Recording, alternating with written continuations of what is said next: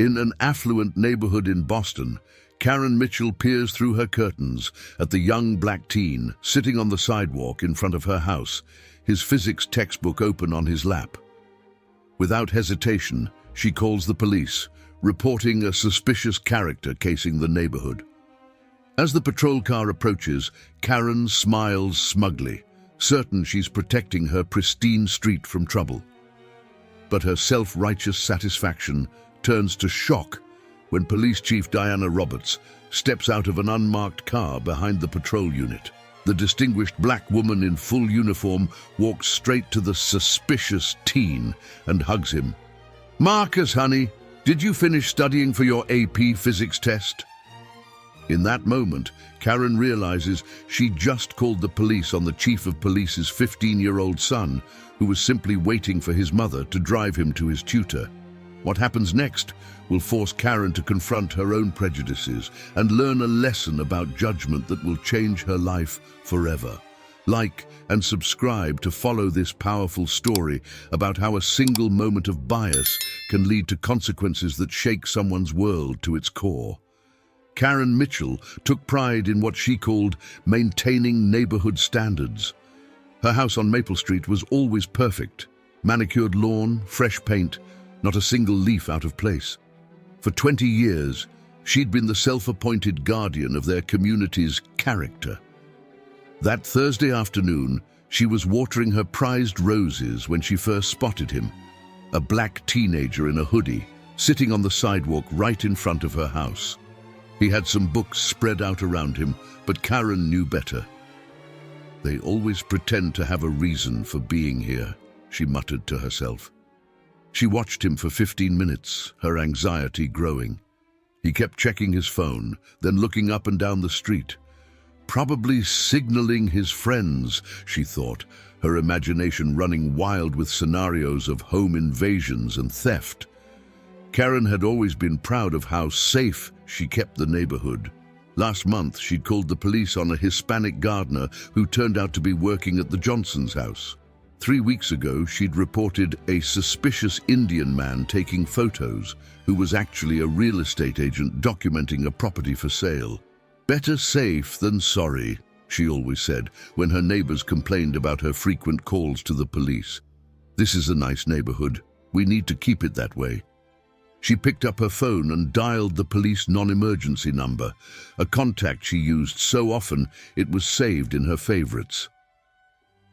"Yes, there's a suspicious young man casing houses on Maple Street," she reported, her voice dripping with concern. "He's been here for almost 20 minutes, pretending to read but obviously planning something. No, he definitely doesn't live around here. We don't have any of them in this neighborhood." The dispatcher's pause was telling, but professional. "We'll send a unit to check it out."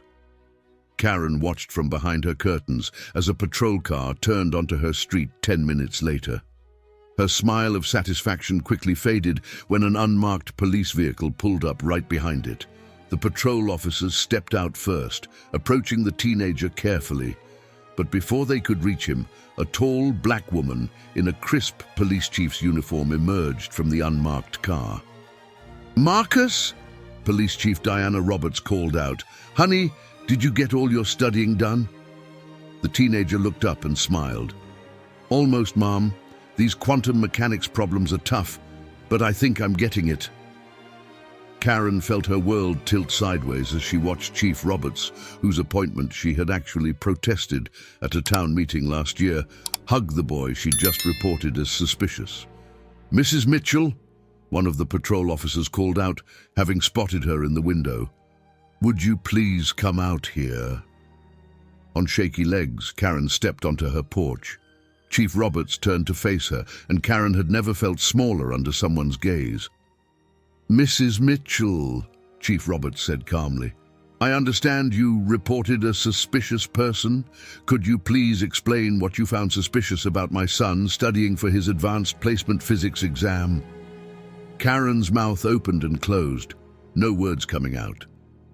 "Was it the physics textbook that alarmed you?" Chief Roberts continued, her voice professional but with an edge of controlled anger.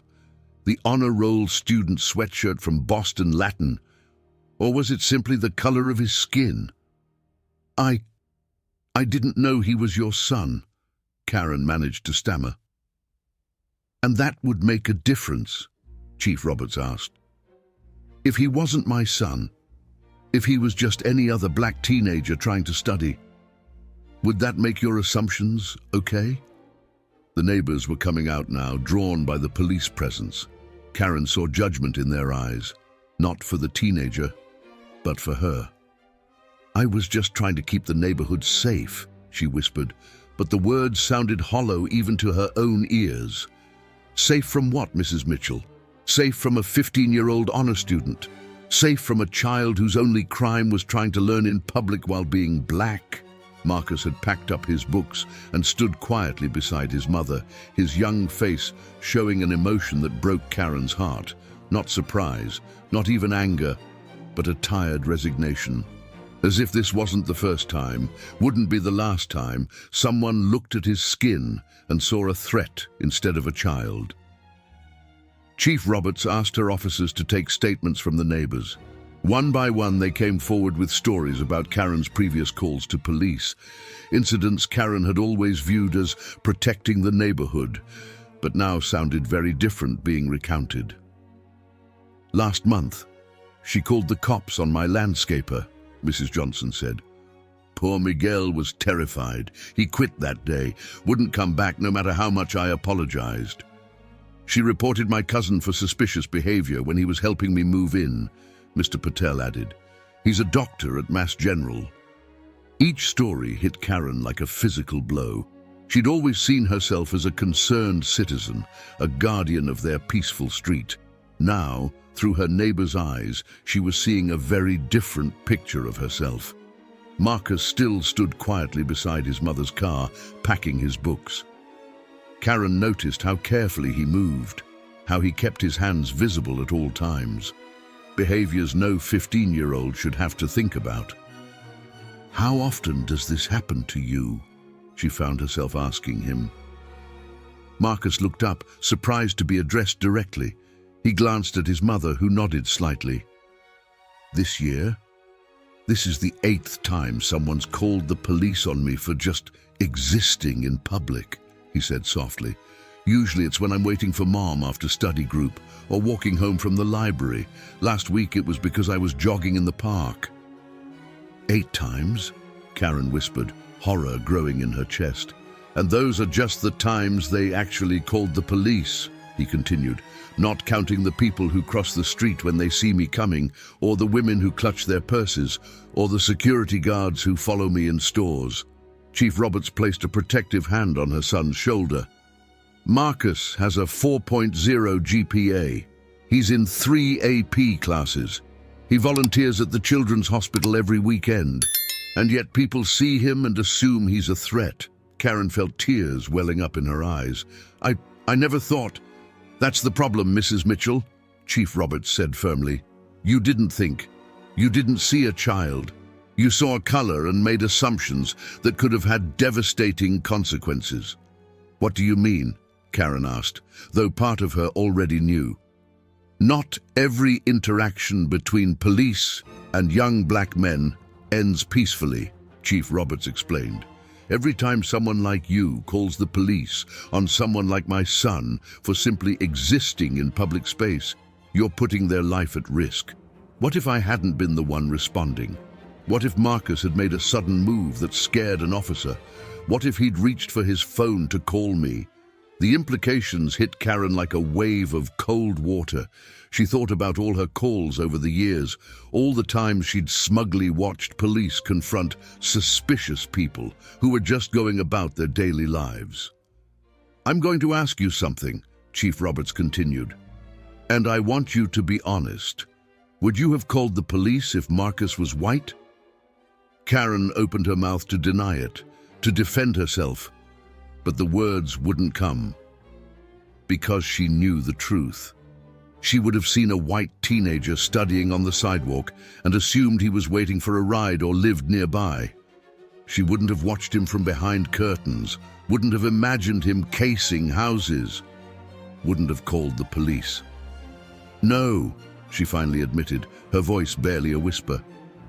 I wouldn't have. The simple admission seemed to shift something in the air. Chief Roberts' expression softened slightly, though her posture remained professional. Recognition is the first step, she said, but it can't be the only step. Actions have consequences, Mrs. Mitchell, and we need to talk about those consequences. In her living room, Karen sat across from Chief Roberts while Marcus waited in the car. The other officers had left, but the chief had requested a private conversation. Do you know what could have happened today? Chief Roberts asked, her voice calm but firm. Let me walk you through it. If I hadn't been nearby, if those officers hadn't recognized Marcus, one wrong move could have turned this into a tragedy. Karen's hands trembled in her lap. I never meant... What you meant doesn't matter, Chief Roberts interrupted. What matters is what happened and what keeps happening. This wasn't your first false report, Mrs. Mitchell. We've documented 17 calls from you in the past year alone, all about suspicious people who turned out to be doing nothing wrong. And every single one of them was a person of color. Karen stared at her hands, unable to meet the chief's eyes. My son, Chief Roberts continued, her professional demeanor cracking slightly, has to live in a world where people like you see him as a threat. Do you know what that does to a child? Do you know what it's like to have to teach your son how to survive being black in public? She pulled out her phone, showing Karen a video. It was Marcus, years younger, maybe 11 or 12. Hands where they can see them, baby, Chief Roberts' voice said in the recording. Never reach for anything without telling them what you're doing. Yes, even if they ask for your ID, especially then. But Mom, young Marcus protested. I didn't do anything wrong. I know, baby, but sometimes that doesn't matter. Karen felt tears rolling down her cheeks as she watched this mother having to teach her child how to stay alive. That video was taken the day after Tamir Rice was killed, Chief Roberts said quietly. Marcus was the same age. He looked just like him. For weeks after, he was afraid to play outside. I'm so sorry, Karen whispered. Sorry isn't enough, Chief Roberts replied. Not anymore. Not after years of calls that put innocent people at risk. Not after teaching my son he can't even study in public without someone assuming he's a criminal. She pulled out a folder. This is a report detailing all your false calls. Pattern of behavior, racial bias, misuse of emergency services. There's enough here to press charges. Karen felt her blood run cold. Charges. But I'm not going to do that, Chief Roberts continued. Instead, I'm going to give you an opportunity to learn, to change, to understand the weight of your actions. She handed Karen a card. This is for the Community Bridge Program. It's 6 weeks of education about racial bias, workshops with families affected by profiling, real conversations about the impact of prejudice. I want you to attend all of it. And if I don't, then we proceed with charges. Your choice. Karen looked at the card, then at the chief. Why are you giving me this chance? Chief Roberts stood, straightening her uniform. Because my son asked me to. When I was ready to throw the book at you, Marcus said, maybe she just needs to learn, Mom. Like you're always teaching me. Hate comes from ignorance, and ignorance can be fixed. She moved toward the door, then paused. My 15-year-old son, who you thought was a criminal, showed more wisdom and compassion than you have in all your years of judging people by their skin color. Think about that, Mrs. Mitchell. The program starts Monday at 6 p.m. Don't be late. Monday evening found Karen sitting nervously in a community center conference room. Around her were about 20 other people, some who had been reported for suspicious behavior, some who had made calls like hers. The first speaker was Miguel, the gardener she'd reported last month. He stood at the front of the room, still wearing his work clothes. I lost 6 clients after that police call, he said quietly. Word spreads. People hear police were called, and they don't want to risk hiring you. My daughter's college fund took a big hit, all because I was trimming bushes while being Hispanic. Karen couldn't meet his eyes. She thought about how proudly she'd watched the police question him, never considering the ripple effects on his life. Next was Dr. Patel's cousin, the doctor from Mass General. I was carrying boxes into my cousin's house, he explained. 3 officers surrounded me, hands on their weapons. I'm a trauma surgeon. I save lives every day. But in that moment, all I could think was, will my family have to watch another video of another brown man who didn't make it home? One by one, they stood and shared their stories. A black real estate agent who'd lost a major sale because Karen reported him for taking property photos. A Hispanic teenager who'd been waiting for his mother after school. A Middle Eastern woman who'd been birdwatching in the park. Then Marcus stepped forward. I'm one of the lucky ones, he began, his young voice steady. When the police came for me, my mom was there. But every time it happens, and it happens a lot, I wonder if this is it. If this is the time my mom won't be there to protect me. He looked directly at Karen. The day you called the police, I was studying quantum physics. I want to be an astrophysicist. I want to explore the stars. But sometimes I wonder if I'll live long enough to do that, because people see my skin and assume I'm a threat. Karen felt tears streaming down her face as Marcus continued. Last week, I got accepted to a summer program at MIT. It's a huge opportunity. But you know what my first thought was? Not excitement, not pride. My first thought was, how many times will someone call the police on me while I'm walking to class? His mother, Chief Roberts, stood beside him now, in civilian clothes rather than her uniform. Every morning, she said, I pin on this badge and go to work protecting people. Then I come home and teach my son how to protect himself from the very system I represent, because I know that badge won't always be enough to keep him safe. She looked around the room. This program isn't about shame or punishment.